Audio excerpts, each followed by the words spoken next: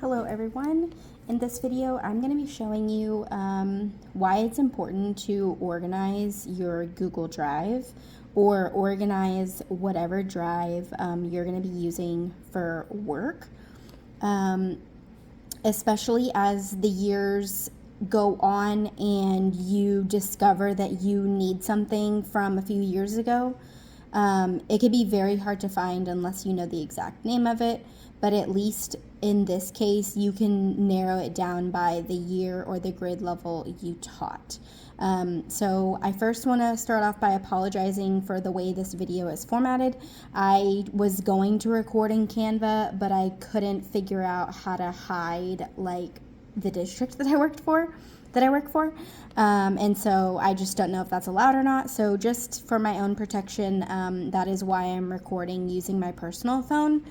That way I could just hide where it says my independent school district. So let's jump into this really quick.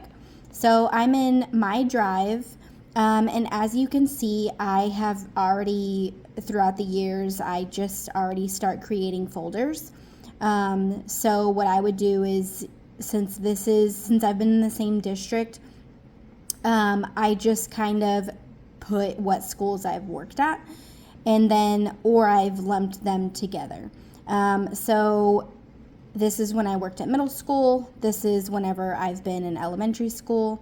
And I just organize them based off that. Since I've been in elementary school the longest, this is where we can go in deeper about what your drive could potentially look like. So I'm going to go ahead and go into this drive. And as you can see, I even go into more depth with the folders as I've created them. And since I had many fourth grade years, I just put those in all years just so it would kind of clean up my drive a little bit. This is whenever I did special ed pre-K, and then these are just whenever I was an instructional coach. So the most detailed drive is going to be my 3rd/4th grade. So we'll go into there, and again, I have folders inside here as well.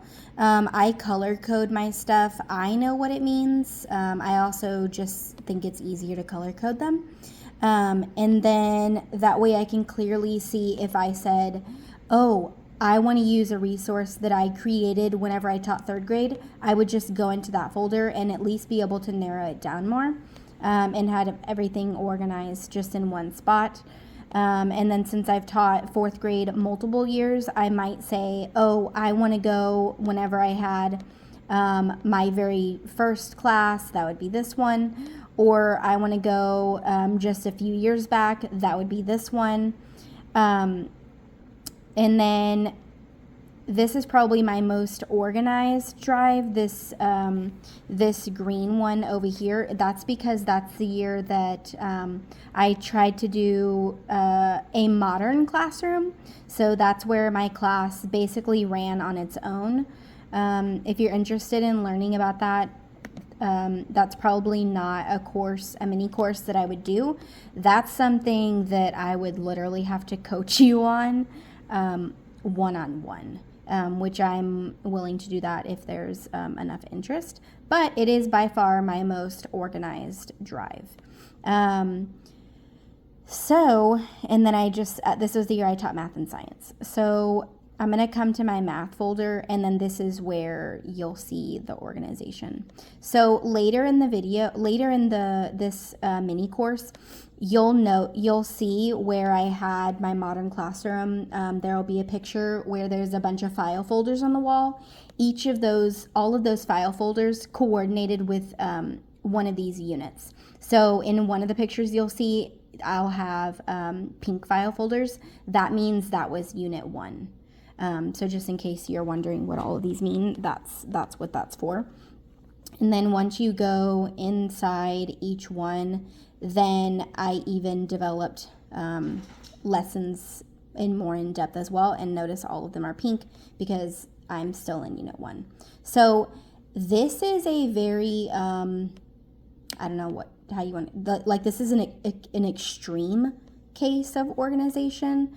But during this time, I was also going on maternity leave with my second baby, and I'm a control freak, especially when it comes to my classroom. So I wanted things to run as smoothly as possible for my sub, which is why it's like to the max level of extremely organized.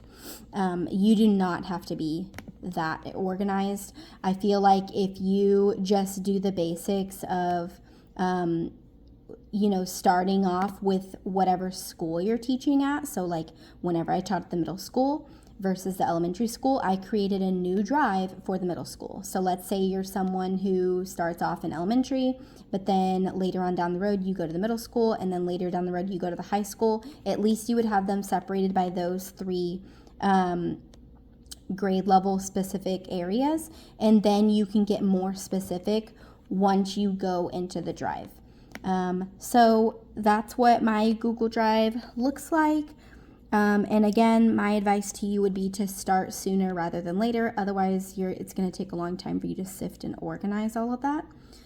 So the sooner the better, and I hope this helps. Thank you.